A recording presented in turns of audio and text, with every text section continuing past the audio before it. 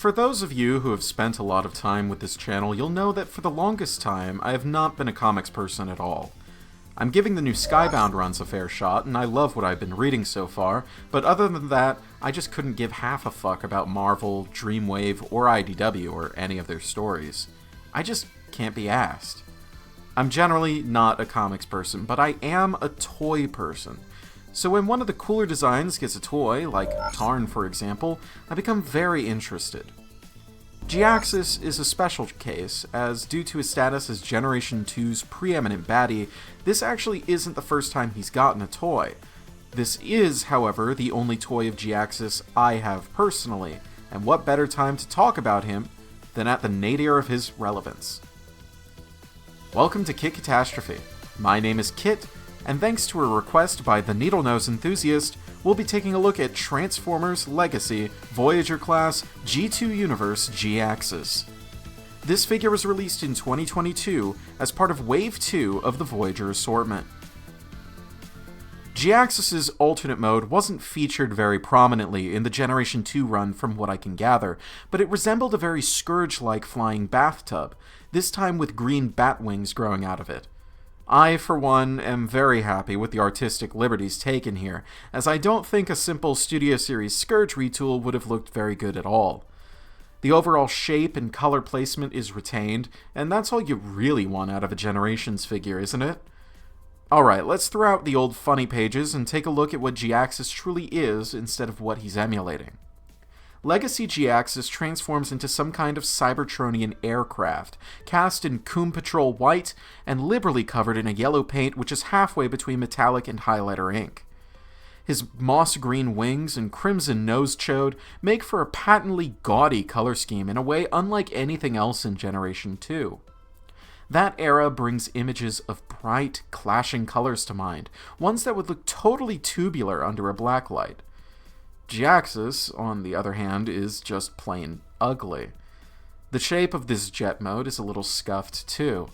They had all the creative license in the world to do whatever they wanted, but Jhiaxus' arms are still stapled to the underside, unconcealed and detrimental to any pretense at aerodynamics. These circular details here could be construed as some sort of VTOL system, but the flat forward faces drag this idea down. Pun intended. It's a startlingly bad oversight, since, as we'll soon see, the rest of Jhiaxus' robot mode was very well integrated into the vehicle mode, and vice versa. Some of this mass could have easily been better spent filling in this half-empty nose cone, or making the jet's flanks look less cobbled together. It would sure make these struts connecting the wings to the middle fuselage look a lot less noticeable. The wings themselves are a very strange shape, and seem far too stubby to be believable. Jhiaxus has this batwing motif going on, as evidenced by the vestigial winglets just chilling out underneath with nary a locking tab or even a detent. He would prefer you remain distracted by his twin goatsy thruster nozzles, but between the aforementioned batwings below and the unsightly ankle gaps above, Jhiaxus will have to gape a lot wider to grab my attention. Jhiaxus' transformation is pretty straightforward, with the hardest part in either direction being getting his kneecaps locked into the backpack, which can prove to be a bit tricky at times. Everything moves very satisfyingly, from the way the shins unfurl from the thighs, to the way the tail fin halves clip in place on the insides of his legs, to the way the shoulders reach their robot mode positions via a double hinge, and the broadening of his chest immediately afterwards. Appreciated are the panel doors hiding his hands inside his forearms, locking the wrists in both modes. Still, as satisfying as this scheme is, there are absolutely no surprises. That's fine, I suppose, since both modes are pretty much rock solid, and as we'll soon see, the robot mode is pretty lean. Well, maybe lean wasn't the right word. In terms of kibble, it's right on the money, but not quite so when it comes to his proportions. Jhiaxus clearly has a strong build, with those words having the same meaning as you'd use to describe the World Trade Center. He's very tall and sleek, with a very sturdy foundation that tapers in a way that screams future. He doesn't quite have the bell-bottoms I'm fond of in designs such as Hot Rod and Blur, but there's definitely a more industrial, futuristic vibe about him that subconsciously sets him apart from the foresightful dreams of the 1980s. While Floro Deary evoked the windswept curves that got McDreamy all worked up in Dark of the Moon with his movie designs, built to evoke the body of the ideal woman, the 1990s seemed to extract just a morsel of that and juxtaposed it with hard steel surfaces and sharp tungsten edges, coupled with lots and lots of cables, which seemed to me to be the robotic equivalent of Tacticool pouches.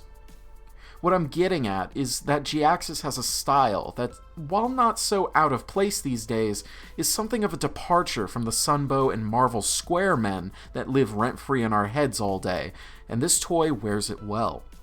It's just a shame about that atrocious color scheme. For shits and giggles, I'd love to see a digibash of what this toy would look like in fluorescent orange, assuming I'm still too lazy to do it myself. I'm not sure how well it's going to pick up on camera, but it turns out Hasbro were clever enough to engineer Jhiaxus so that his color scheme changes over time. I mean, either this is an unforeseen chemical reaction taking place within his unpaintable plastic, or Jhiaxus just crapped his briefs. Flip a coin, really. Judging by the nasty grimace on his mug, I'm leaning towards the latter. It's a mighty head sculpt, I'll happily admit, very Seeker-esque and very mean. It's on an impressively free ball joint to boot, so I bet he'll make some stop-motionists very happy. Jhiaxus comes with 2 accessories. Well, maybe 3, it depends on how you count. The first of which being this nice, hefty red shotgun.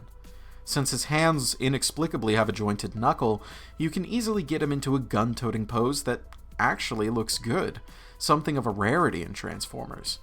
Everyone already knows about this by now, but the front of this thing on Jhiaxus' shoulder can come off and peg into the rear of the shotgun.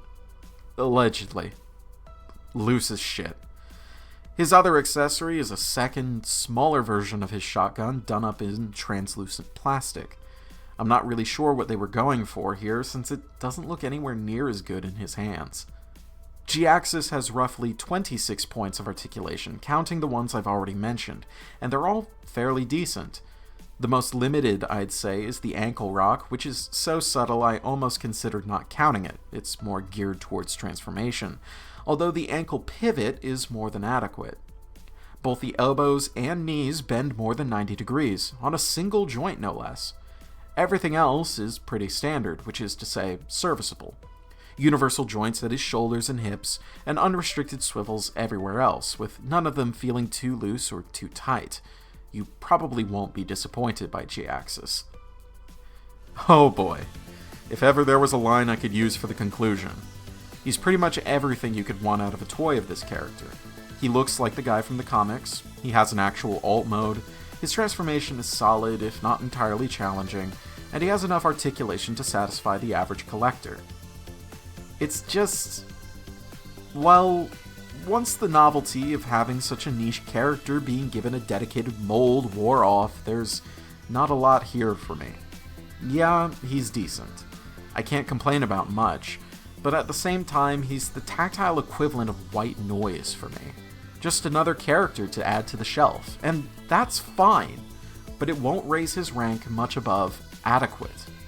I mean, it probably speaks to why my Walmart is still infested with him, nearly 2 years on. If you liked this video, then feel free to subscribe for more reviews like this in the future.